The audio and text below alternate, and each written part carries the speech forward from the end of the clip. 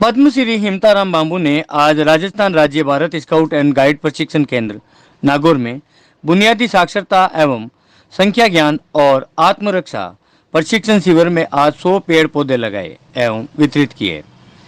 इस अवसर पर पद्मश्री ने संभागियों को संबोधित करते हुए बताया कि विद्यार्थियों में शिक्षा के साथ पर्यावरण के संस्कार भी विकसित किए जाएं।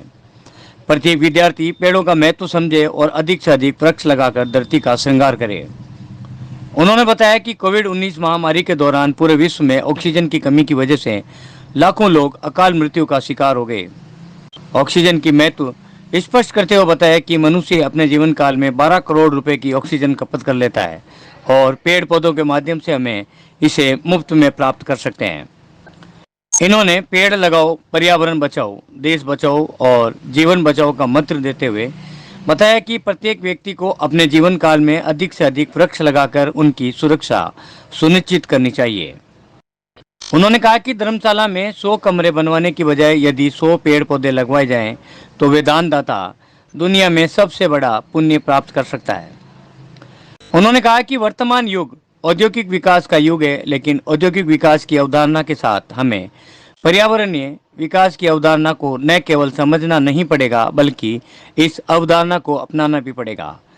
पद्मश्री हिमताराम बांबू ने 7 जे जल, जमीन, जंगल, जलवायु, जीवन और जनसंख्या की महत्ता को समझाते हुए अध्यापकों को संबोधित किया कि वे विद्यालय में ईमानदारी से शिक्षण कार्य करवाएं और बच्चों को संस्कारवान बनाएं।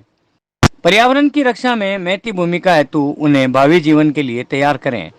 अतिरिक्त मुख्य ब्लॉक शिक्षा अधिकारी महबूब खोकर ने बताया कि बच्चों को गुणवत्तापूर्वक शिक्षा और आत्मरक्षण के विभिन्न तरीकों को समझाने के साथ साथ उनमें पर्यावरण के प्रति जिम्मेदार नागरिक बनाने की भूमिका पर बल दिया। इस अवसर पर आरपी ओम प्रकाश मून एवं श्रीमती सविता एवं दक्ष प्रशिक्षक मनोज कुमार आचार्य, सावरमल, कृष्ण कुमार, नरसिंह चौधरी, मुकेश यादव, जगदीश, श्रवण कुमार, ओम प्रकाश, श्रीमती इंदिरा विश्नोई, श्रीमती अंशु कंवर, श्रीमती दीपिका वर्मा, श्रीमती ममता जांगू एवं श्रीमती परमेंद्र कौर ने भी संबोधित किया। तो इसलिए क्या है कि एक बच्चा जन्म लेकर के, वैज्ञानिकों ने एक शोध किया है, एक बच्चा जन्म लेकर के 80 साल तक उसकी उम्र मानी 80-85 साल तक लगभग, तो 12 करोड़ रुपए की ऑक्सीजन फोकट में ले लेता है। पेड़ एक ही लगाता नहीं है तो ऑक्सीजन कहाँ से आएगी? एक तो ये सोचना जरूरी पड़ेगा कि ऑक्सीजन आएगी कहाँ से, क्योंकि पेड़ एक ही नहीं लगाएंगे तो कैसे मामला बैठेगा। अब आदमी ऑक्सीजन ले रहा है, मैं आपको बता दूं, अगर ये ऐसे ही चलता गया, विकास तो हो गया 1000 गुना और विनाश हो गया 5000 गुना। इसका नाम है जलवायु परिवर्तन और ये जो ग्लोबल वार्मिंग हो रहा है, ये स्थितियां गड़बड़ हुई है। कहीं भूकंप आ रहा है, कहीं सुनामी आ रही है, कहीं अतिवृष्टि हो रही है, कहीं अनावृष्टि हो रही है, कहीं तूफान आ रहा है, कहीं कुछ हो रहा है।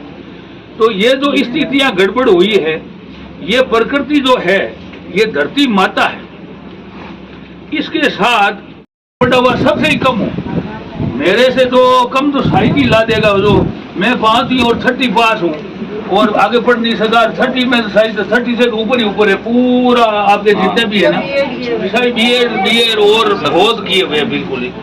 तो मैं आपको अपन एक चीज है, मैंने जो पाया वो बात मैं आपको बताता हूँ कि आप देख लो, ये पिछले दिन जो 19-20 में जो कोरोना महामारी आई, इसमें प्रकृति ने तो बहुत बड़ा, प्रकृति के साथ बहुत बड़ा विनाश हुआ और विनाश के कारण तो ये महामारी आई।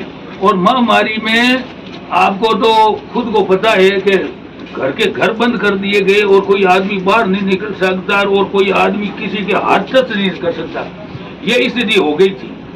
और ऑक्सीजन के बिना शायद हजारों लोग चले गए। तो जब लोगों को पता लगा कि ऑक्सीजन क्या है, तो ये ऑक्सीजन केवल और केवल एक ही विकल्प है, ये जो पेड़ हैं ये कार्बन डाइऑक्साइड लेते